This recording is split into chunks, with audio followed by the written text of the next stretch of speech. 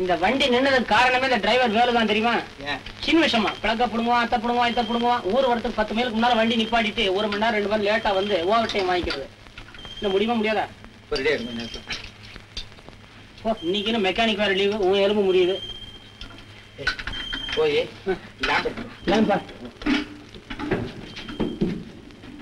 பயா எங்க வந்த ஜாலியா? வரக்கூடாத? வரலாம், அதான் கேக்குறேன் எங்க வந்தேன்னு. உங்க மேனேஜரு மெக்கானிக்கான புதுமையை பார்க்க வந்த. என்னது? சும்மா விடுங்க. காதல பீடி சொல்றதுனால இவர்கிட்ட மிஸ்டர் எங்க வந்தீங்க? இல்ல, நான் ரொம்ப சர்வீஸ்காரன்.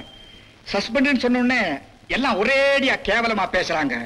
அதனால நாளைக்கு விடிஞ்சதும் முதல் ட்ரிப் பஸ் நான் எடுக்கணும். அதுக்கு நீங்க அனுமதிக்கணும், அவ்வளவுதான். அதுக்கு இதுதான் நேரமா? நான் இந்த பஸ்ஸை உடனே ரிப்பேர் பண்ணி முதல் ட்ரிப்புக்கு நாளை காலை அனுப்பி தரணும். மிஸ்டர் வேலு, தயவு செய்து நாளைக்கு காலையில முறைப்படி ஆபீஸ்ல வந்து பாருங்க. நீங்க வேலை கொடுக்கல, நான் இந்த இடத்தை விட்டு போக மாட்டேன். கிட்ட தயவு செய்து இங்க இருந்து போச்சல. நிலைமை ஒன்றும் சரியில்லை.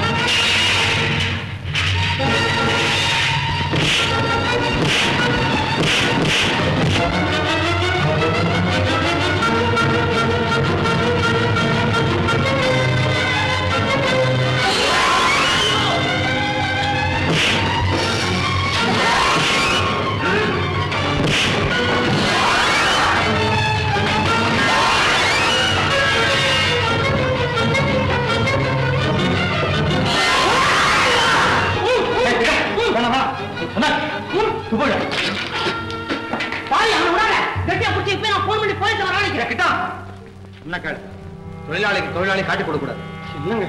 மிஸ்டர் வேலு, இனிமே உங்களுக்கு வேலை இல்ல. நாளை காலையில வந்து கணக்கு தீர்த்து போங்க. காலைல வந்து கும்பிடியா?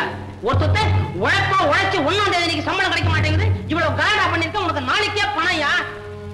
ஐயோ, இங்க பாத்தீங்களா? ஒண்ணு தெரியாத வாட்ச்மேன் அவரை போட்டு இப்படி கட்டி போட்டுக்கான அளவுக்கு பாவி. ஐயோ, ஏ அப்பா நல்ல நாளம் சாமி ஏதாவது பேசுறாப்பா.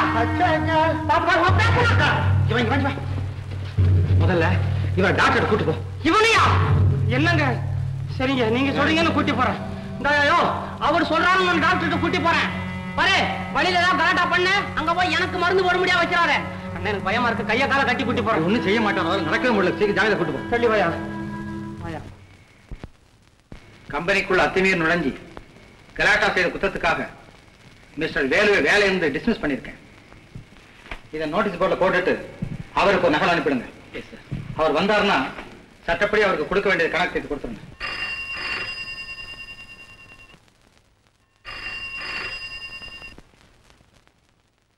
ஹலோ, மீனாவா? வணக்கங்க. உங்ககிட்ட முக்கியமான விஷயம் பேசணும். ஆபீஸ் முடிஞ்சு கொஞ்சம் வீட்டுக்கு வரீங்களா? சிரமம் ஒண்ணு இல்லையே? சிரமமா? எனக்கா?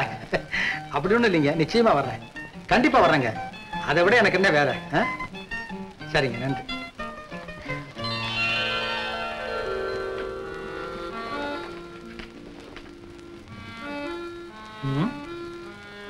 எதுக்காக இருக்கும்? ஒருவேளை வேலுவை பத்தி இருக்குமா?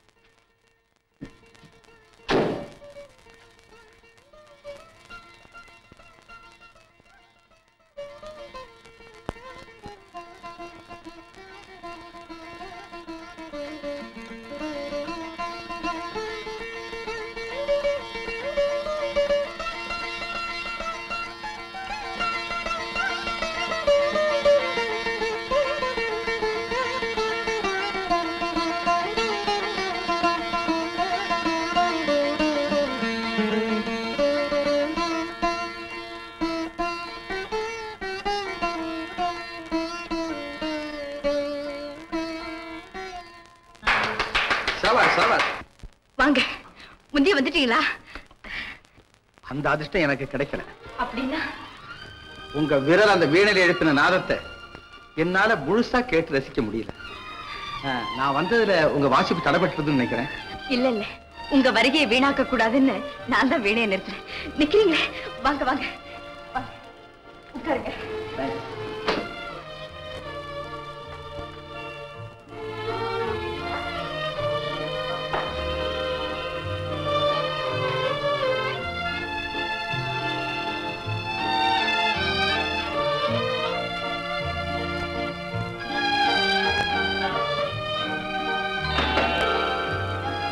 சாப்பிடுங்க. இவ்வளவுமா? அப்பா ஊருக்கு போனதுக்கு அப்புறம் இந்த பக்கமே உங்களை காணமே. ஆபீஸ்ல வேலை நிறைய இருந்தது, அதனால வர முடியும். அத பத்தி நீங்க கவலைப்பட வேண்டாம். எதை பத்தி? டிஸ்மிஸ் செய்யப்பட்ட வேலை விஷயமா பேசத்தானே வர சொன்னீங்க? இல்லையே, அதுக்கும் எனக்கு என்ன சம்பந்தம்? அது கம்பெனி விஷயம் இல்ல. அது இருக்கட்டும், அப்பா ஊருக்கு போகும்போது ஏதாவது சொந்த விஷயமா உங்ககிட்ட சொன்னாங்களா? ஓஹோ, ஆமா, உங்க சம்பந்தமா அப்பா சொல்லிட்டு போயிருக்காரு. ஓ, சொல்லிட்டாங்களா? பாத்தீங்களா, இந்த விஷயம் நம்மளை தவிர வேற யாருக்கும் தெரியக்கூடாதுன்னு எங்கிட்ட சொல்லிட்டு உங்ககிட்ட சொல்லிருக்கு. ஆமா, அதுக்கு நீங்க என்ன சொன்னீங்க? நான் என்ன சொல்றது? முதலாளி உத்தரவு தட்ட முடியுமா? ஆகட்டும்னு தேதி பத்தி ஏதாவது அப்பா சொன்னாங்களா? சொன்னாங்க. கல்கத்தாவிலேருந்து புறப்படுறதுக்கு முந்தி தேதியை தெரிவிக்கிறேன்னு சொன்னாங்க. உங்க ட்ரெஸ்ஸை பத்தி நீங்க கவலைப்படவே கூடாது. எல்லாம் நான் தான் செலக்ட் பண்ணுவேன். ட்ரெஸ்ஸா? செலக்ஷனா? என்ன சொல்றீங்க? விளையாட்டு போதும். உண்மையா தான் சொல்றேன். நீங்க பேசுறது எனக்கு விளங்கல. தயவு செய்து கொஞ்சம் தெளிவா சொல்லுங்க. சரிதான் போங்க. நம்ம கல்யாண விஷயத்தை பத்தி அப்பா ஏதாவது உங்ககிட்ட சொன்னாங்களான்னு தான் கேட்டேன். நீங்க கூட ஆமான்னு சொன்னீங்களே.